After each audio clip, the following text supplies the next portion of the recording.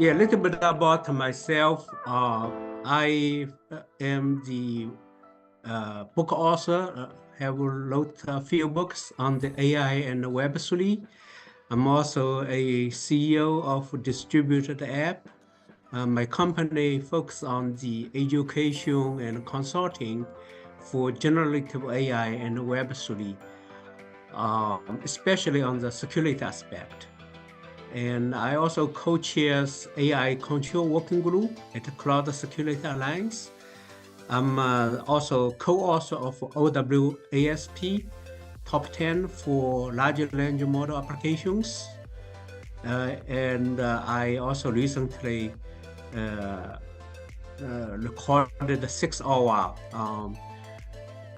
video course for EC Console on the generative AI security. If you are interested, you can reach me through the LinkedIn. I scan this zip code, or you can just search me Ken Huang in LinkedIn, or you can follow me on Twitter. That's my Twitter handle. With that, I also show you a few sample books that recently published. One is really close to the topic today, called Beyond AI. I co-edited with Professor Yang, who is the VP of Hong Kong University of Science Technology, and Professor Fen Zhu, who is the professor of the Harvard University, and Professor Chen is New York University's professor, and Professor Chung Xiaoxing, who is Tsinghua University's professor. And I also, of course, co-authored or edited a few other books. These are the examples. Okay, now let's get started. First topic, I will talk about 3 topics only today. One is what is generative AI and why it is a new computing platform. Second is the application of generative AI. The third is really the security, which is a hot topic recently. What is generative AI? It's actually the evolution, or more like a revolution of the AI field. Traditionally, it's AI, ML is more on the symbolic processing, on the predictive model, and based on the what is called the deductive reasoning, using some of our hypotheses and trying to deduct. And the generative AI is more using the inductive reasoning. It's using a lot of data, trying to make sense of it. And it can generate the content. It's based on the deep neural network, what is called. Generative adversarial network is kind of generative AI. Valuation autoencoders is also another type of the generative AI. But the people more familiar with the large language model, which is behind the ChatGPT, and the diffusion model, which is based behind the stable diffusion.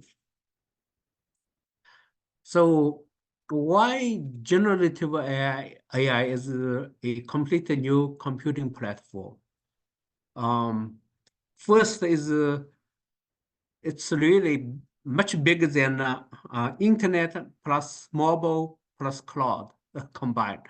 If we look at the traditional, like if we go back to 7 days, it's more mainframe, and in 8 days it's PC, right? By IBM, started by IBM and Microsoft, it's PC. And in 9 days, started with internet, and then the mobile and cloud, it's all the different computing platform, but it's all built on top of the another, right? And produce lots of the economic values because it's increases the productivity. Same with the generative AI. It's built on top of the existing computing platform, but has the new features. This new features is reasoning and creation. It can reason with data, talking with your own data, and it will generate new content, right? And the key idea is based on first principle thinking. I use Ilya, who is the chief scientist of the OpenAI. I use his kind of idea is that the thinking is based on the next word prediction, or so-called the auto-regressive model, right? If you can produce the next word reasonably well, you should be able to produce the next sentence reasonably well. You can also produce the next paragraph, next book, and very well, right? So this is the key idea. That basically means that you can reasoning things very well. If you look at people, how do they draw the picture? They're using the basic color, RGB, right? Red, green, and black, right? RGB color, and they can generate all different kind of picture. It's the same idea here with the generative AI.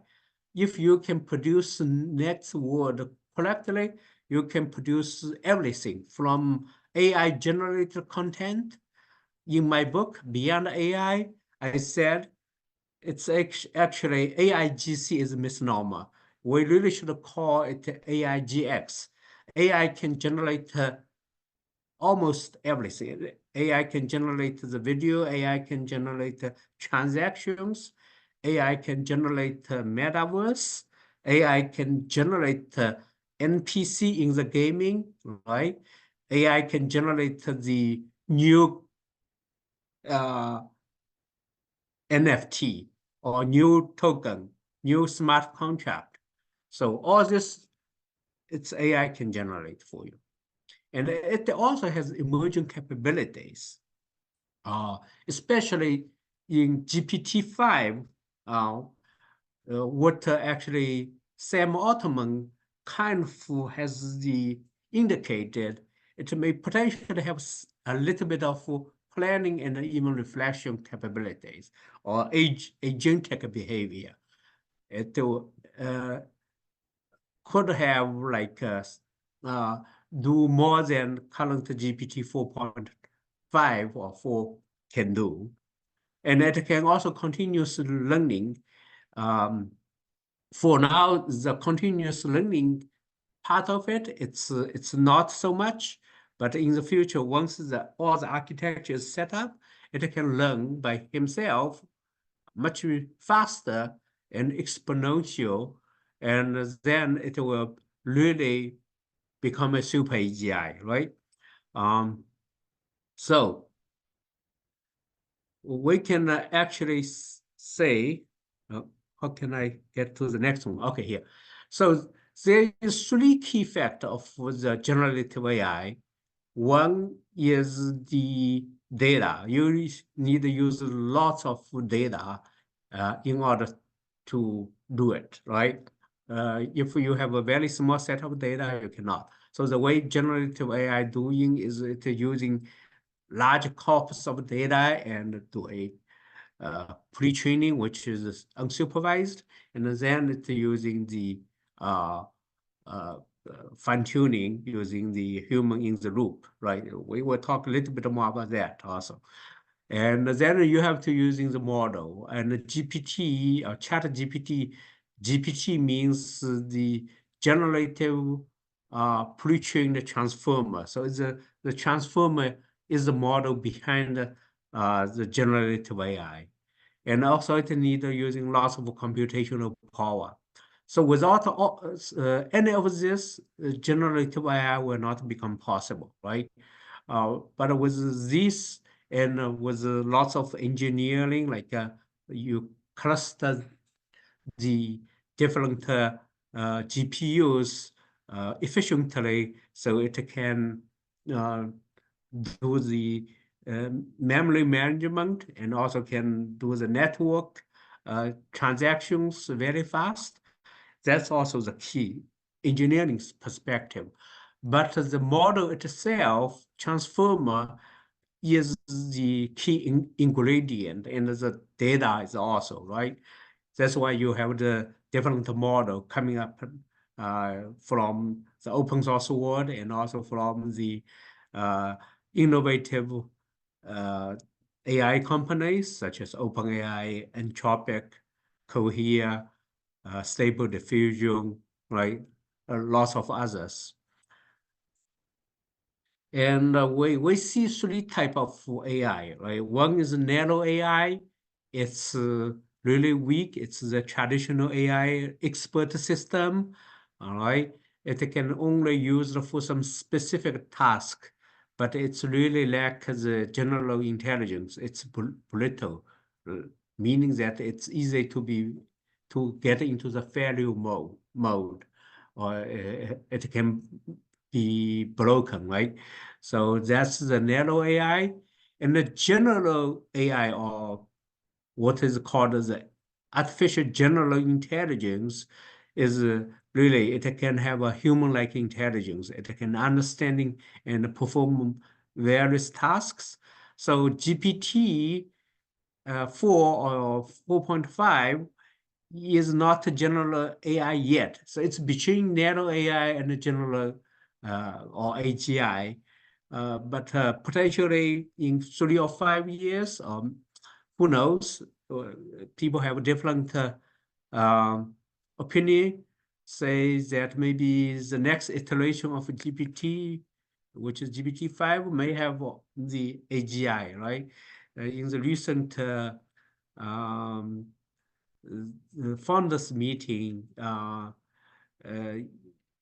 Sam Altman actually hinted that when you currently develop your application, you should already assume AGI already there. So you don't want to do some work that GPT-5 can replace what you do, right?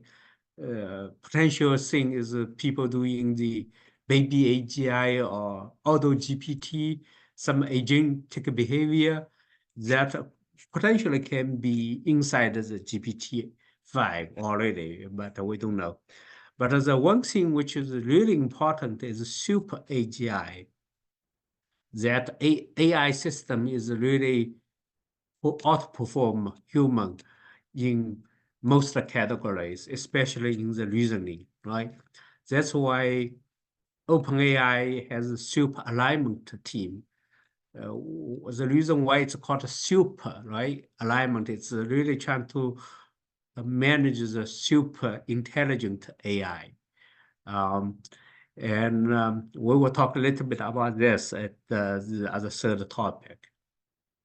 So just to see how ChatGPT works technically, right?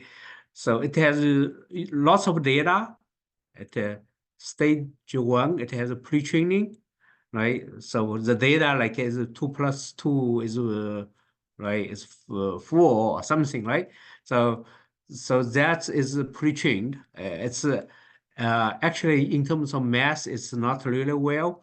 It's because it's using large corpus of most of the text data, such as from New York, right, Times, and also from Wikipedia. By the way, OpenAI recently got sued by New York Times, right? Because it's using some of the copyrighted data, but it's a high quality data. If your data quality is good, your model is better, right? Then in the stage 2, it's using what is called the fine-tuned, right? Using the human in the loop, or what is called the reinforcement learning with human feedback. So it has a reward model, and the reward model will tell the GPT, what is good data? What kind of thing you should improve your weight in order for you to produce better result and give some reward, right? So then GPT can basically improve based on this reward model. So from the a little bit of a technical component perspective is it's using the attention. What is called as attention is basically from a sequence of text. It can focus the text or token that is relevant in the context, right? And multiple head attention is really important. It enables the parallel processing of a GPU to do the training. Without multiple head attention, if it's only attention, then you cannot do the parallel processing, then the training will take a long time. The reasoning will also take a long time, right? So that is a key aspect. We can look at the generative AI applications. First, it will be very broad, right? All business app will have to be reviewed with large language model. We see already there's lots of existing application that become open sourced or some software very easily by using non-code or low-code capability by the generative AI.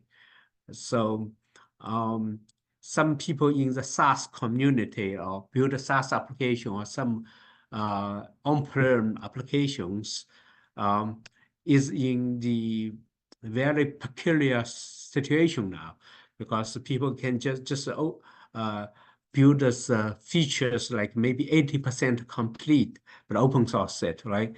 So it's that is one. Another one is using the what is called the RAG, or retrieval augmented generation, based on the large language model. The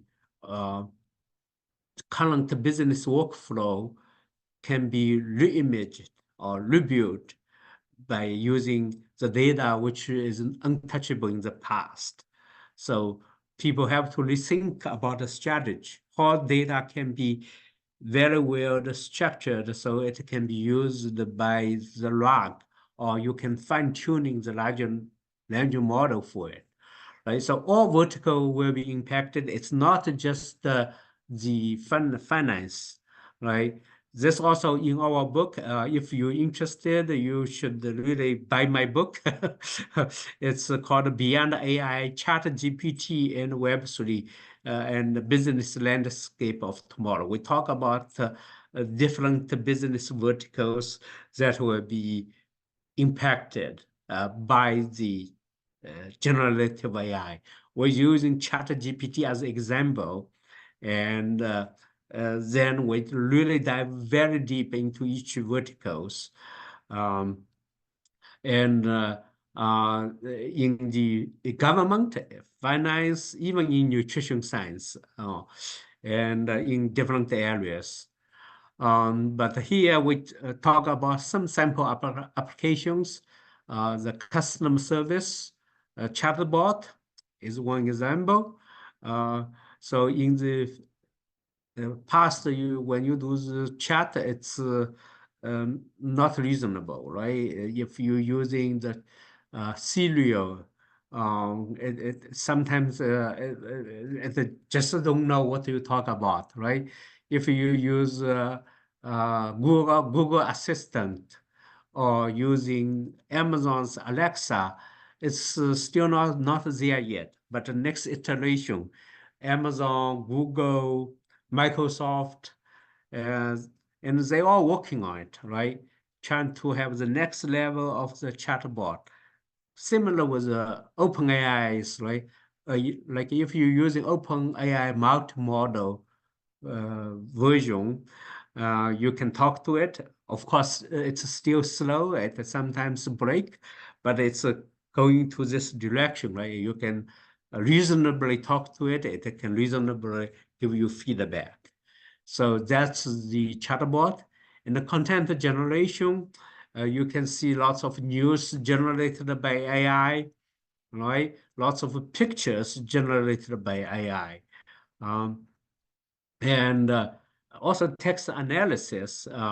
It's do some predictions. You can give the book to the ChatGPT, ask it to analyze what the book talking about, uh, and give a summary of the book, and also say, how can you improve this book, right? So it will give you reasonably well summary or improvement suggestions or some of the ideas that this book can be related to another book, right? So you can talk all this kind of question. And if you're using Google email or some other email or Copilot, it can write the email for you, right? You can just give some of the idea, it will generate the email. And in the legal domain, there's a lot of startup actually, just to say, on the, well, play the, do the legal document analysis.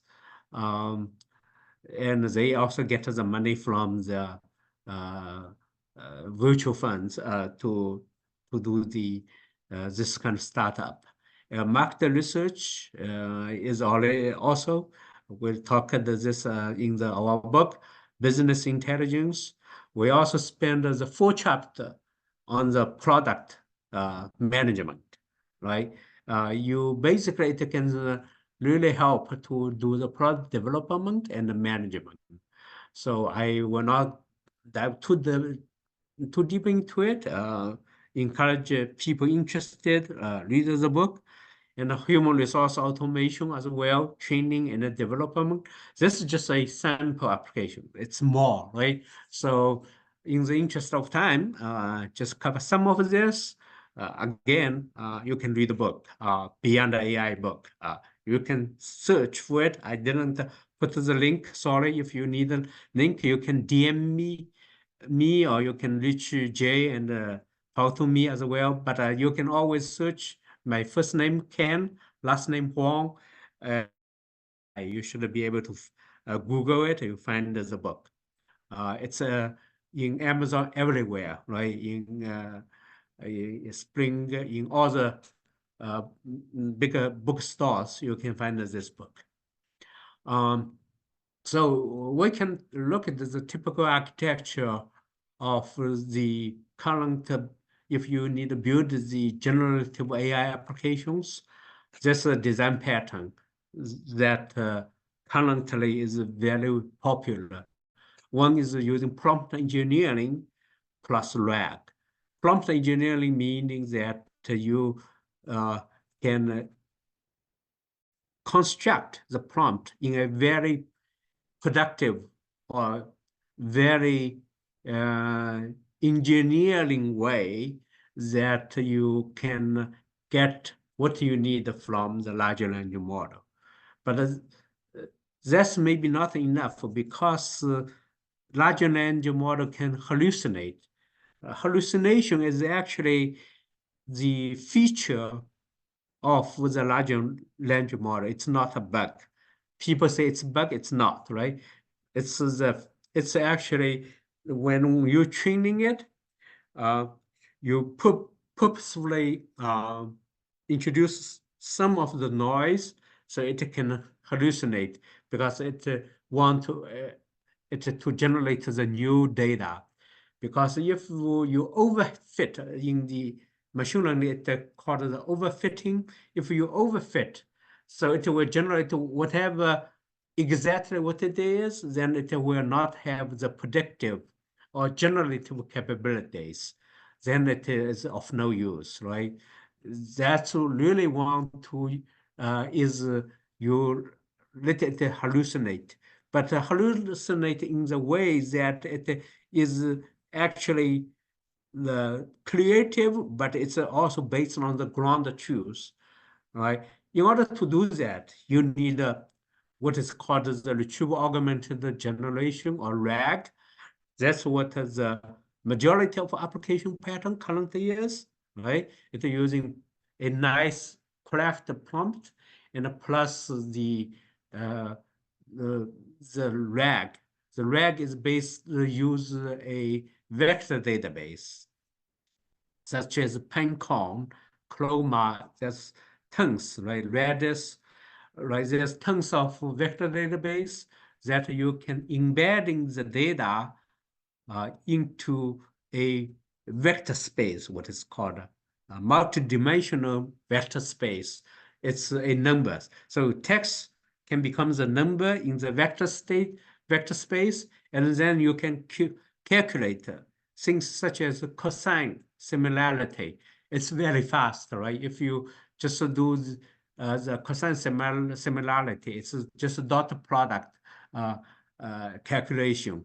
From machine perspective, it's really, really fast, right? So you can do the similarity search. You can find the relevant information, feed back into large language model, plus you prompt, and then it will generate the response, which is really close to your enterprise data, right? So you can really talk to your own data. Now, that's the current buzzwords is large language model. First application is talk to your own enterprise data, right? And that's widely used, right? But if you find that large language model is not good enough, you can fine tuning it with your own data. But the idea of fine tuning is not using the lot of data. You're just using some set of data to train your model. So there's different kind of technique. One technique called the LoRa, or low-level adapter. It's freezing some of the parameters, or the majority of parameters, only fine-tuning some what is called a low-level adapter, some parameters for your own domain. So you can fine-tuning a general purpose model into a legal or healthcare or educational model, right? So that's one way. Another way is people just build on scratch, right? A vertical large language model, meaning that it can just build from scratch just for medicine. Or recently, there is lots of model just built on the cybersecurity. So it actually can outperform some aspect, especially on cybersecurity perspective, right? It can outperform GPT-4, for example, right? And then you can use the um, multiple base model as well. There's some application using kind of similar ideas, what is called the mixture of expert. So you have a different expert, which is trained on the different verticals, and then you have another model which is set on top of this mixture of expert, and then it's routing your request to different model, and then it's combines the result and get back to you, right? This actually is behind the GPT-4, right? It's already using it. It's also based on open source model called a mixture from a French organization, right? They're doing also very good work. And some people said the mixture is may overpass GPT, right? We don't know yet, but it's a possibility. Open source sometimes can iterate faster than closed source, right? And then of course, you can always build your own large language models if you have money, because as I said previously, you have to have large corpus of data. You have to have computational power. You need a lot of GPUs, a lot of CPUs to train your own data. Or you can buy some of computational power from Amazon, from Google, from, of course, Azure, right? Microsoft, like OpenAI using Azure, right? So, but you have to purchase their GPU resource, right? That's actually the majority of Microsoft investment in OpenAI is for them to use Azure cloud resource, right? That's why Microsoft stock is currently the number one. It's bypass Apple, right? Becomes the number one stock now.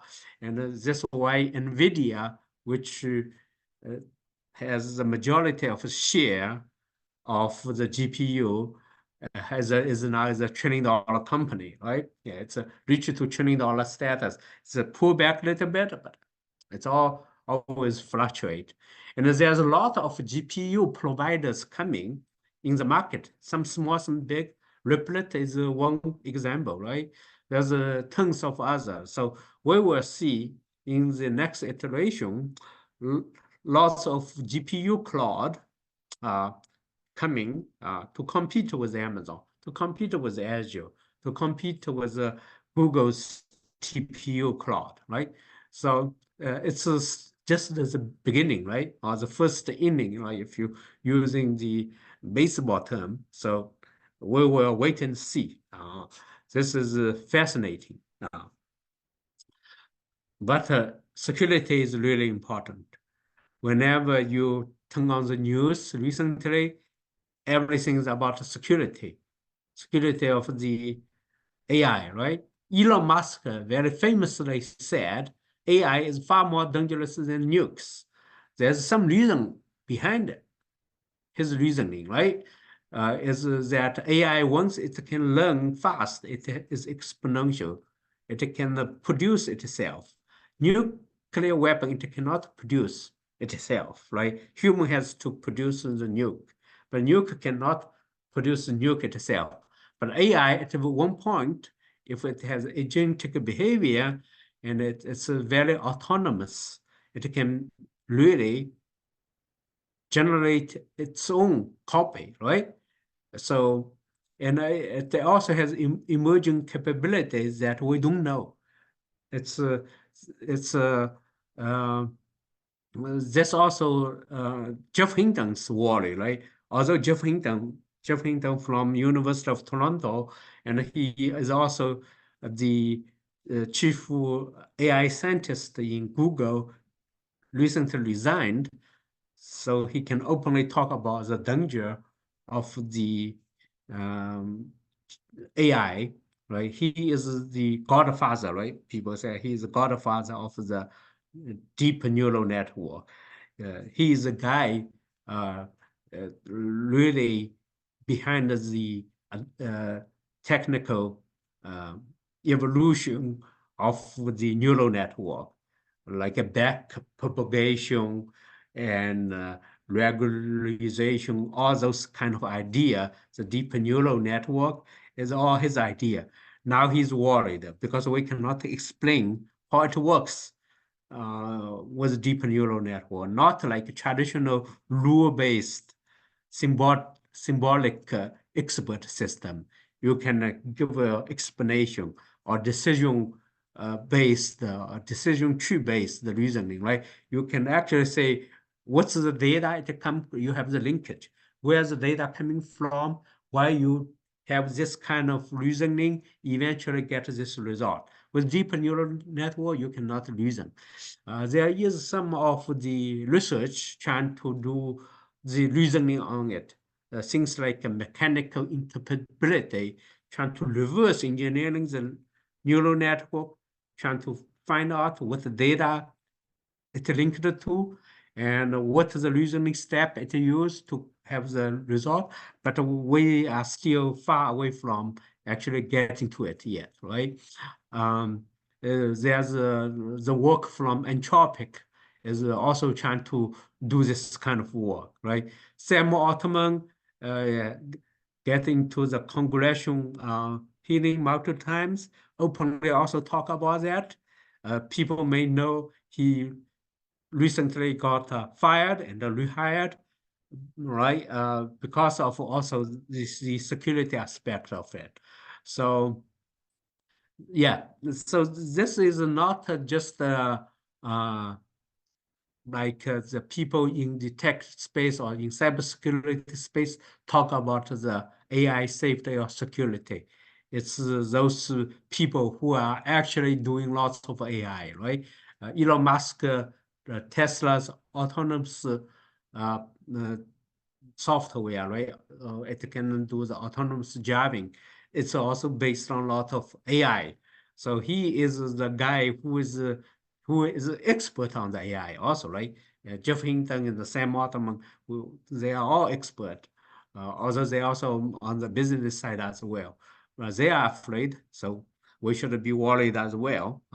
Of course, not to the point that maybe to be paranoid, right? So the correct attitude is it's AI can bring a lot of innovations and can really help humanity, and it could potentially cure the disease, and it can like um, invent some new medicines, right? Or new approach of working, and people maybe don't need to walk as much as recent, like 5 days per week. You may only need to work 3 days or 1 days per week, and then you can pursue other of your intellectual uh, kind of happiness, right? Or some of the um, activities or such as traveling, uh, that's all become possible, right? And that's also Sam Altman's idea, the UBI or universal basic income, using the idea of a water coin, right? That's related to the Web3. But there's all different idea floating around of the security. But let's get really deep into it. The ChatGPT data leaked, right? In March 22, in 2023, because of uh, it's using Redis as a memory cache for your transaction, for your chat history, and that Redis has some vulnerabilities. It then expose user payment information, and also you can see other people's chat history. Of course, it get fixed, right? But this is one example. Uh, and I'm co-author of OWASP Top 10 for large language models. That work is phenomenal. Has a lot of people, more than 400 people participating into it. We have like 12 core members working on that as a co-author of this. And recently we have the version 1.1 published. We also have the Chinese version, the Persian version published. And if people are interested, you can translate into Nepal version. You can talk to me, and I can get you connected with our translation team. So we can translate into other language, because OWASP, the W means web, is a W here means worldwide as well. The OWASP top 10 is always translated into different language. So the top one is prompt injection. It's really, really dangerous. There's currently no fix for that. Not like traditional SQL injection, right? It's basically the injection means that you can carefully craft a prompt to make the larger language model in a failure mode. In a failure mode means that it will do, it should, it will supposed not to do. You can jailbreak it, kind of, right? So that's the prompt injection. And insecure output handling is basically you trust the output, and then it can potentially cause harming in the downstream applications. And the training data poisoning is really the garbage in, garbage out. If you poison the data, you can do all sorts of attack. The most obvious one, what is called the evasion attack. It's basically evade the kind of behavior it should do, and then you can trick the larger model to produce some of the result, right? Which is poisonous, which is not good. And the denial of service is really trying to manipulate the larger model's context window, so it eventually will not reply to your prompt. Supply chain vulnerability is really important because larger model is based on the third-party tools, code, data, and also the cloud environment, right? All those are supply chain. If there's one vulnerability there, it has a ripple effect. So that's why the EU AI Act actually has a lot of talk about the supply chain attack, and also the Biden's executive order for the AI has also the mandate for the supply chain vulnerabilities. And the sensitive information disclosure is basically the larger language model, because of trained on the large corpus of data, potentially including some sensitive data, right? And then if it's reviewed, then it has a problem. And insecure plugin design, as you know, the plugin or function call, those some of agent behavior, that's if you're not designed correctly, it can cause the ripple effect to downstream applications, right? Especially on the downstream. It could also potentially impact your larger model if the output is also used, or the input used to training the model as well. Excessive agency is you trust too much on the larger model, especially on the agent, and it can behavior which is not really what you expected. Over-reliance, similar to the insecure output handling, but it's more like from you over-rely on the model perspective, and then you causing some of the downstream application. And the model theft is actually really happening. Like if you don't rate limit access to your model through the API, potentially people can do what is called the distillation attack. It can do the model distillation, meaning that using the model as a teacher, you have student model to train it, so it becomes the teacher as well. It's called the model theft. So this is OWASP top 10.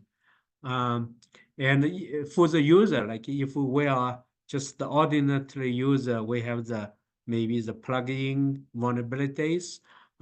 If you're using plugin or function call, potentially it will send the data right to the third party. If you are not know what third party it, you have to vet it, but they can using the data whatever they want, right? Especially we are just currently get started. So you need to look at the data usage. It's a privacy type of the thing. Then you can say if you can trust it or not. You have to disable the chat history if you need using the data. And if you develop applications, you should not put the PII data in the prompt or in the training data. You have to have the access control on your vector database in the RAG or retrieval augmented generation pattern, or in fine-tune the data. You need the access control. And you have to enforce API, because all this data pipeline, the model inference, the model training, also the API, right? Now we are in the API world. So it's all in the API. You have to secure the API. And you also have to log the access, right? So if there is a vulnerability happen, you kind of can trace it. And you have to clean your data to reduce the bias. There's some tools, and you have to using the guardrail. Like whatever the output, you should not trust it. You have to validate it, right? Always validate. There is some tools. NVIDIA has Nemo, and there's a guardrail open source, right, tool you can use.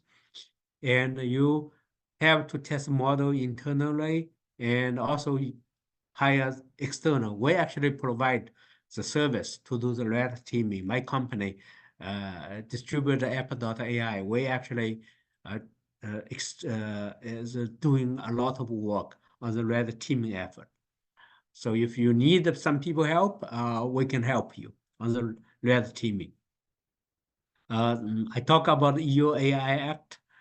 EU AI basically ranks the system from low, limited to high, right? And some application is really high, like if it's landing applications, high link, everything may have a significant impact to the human life, to the human value, it's rated high. So you have to have a very stringent security requirement, right? And it will establish the system of enforcement. China also has a kind of different regulations govern the AI. You basically have to submit a security assessment to authority before launching any generative AI service. You have to be responsible for the validity of the data, and you have to take a measure to prevent discrimination when designing the algorithm, right? So you have to show it. You have the take the measure, and of course, in China, it is very core on the socialist core value, right? You basically have to make sure it's based on this.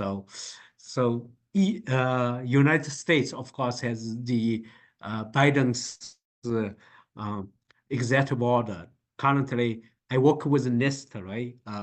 As a National Institution of Science Technology. We are working on this. I'm working as a volunteer through my company to help them as well to draft some of the NIST's AI safety initiative or AI safety institution, right? So they have lots of work doing. So I provided some comments. Recently, I provided some comments on differential privacy. Differential privacy is really used to guard the privacy of data when you do the training, right? So that's from the United States perspective. There's lots of good reference you can use from test evaluation. Stanford has the holistic evaluation of large language model and responsible AI, mostly on the alignment.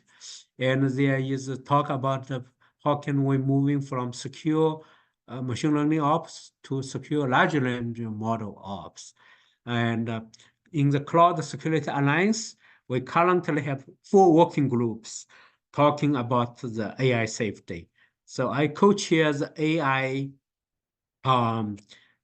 control working group, and I also co-chair the AI organizational responsible working group. If you guys interested, we have bi-weekly remote meetings. I can forward you the invite. You can participate.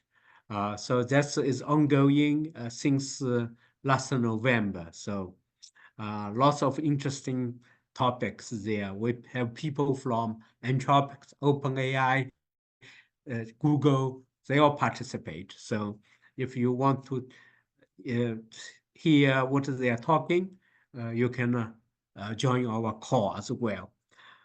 So I think with that, I open for questions. Again, you can reach me through LinkedIn or you follow me on Twitter. I will share most information in this platform. With that, I go back to you, Jay. Thank you very much.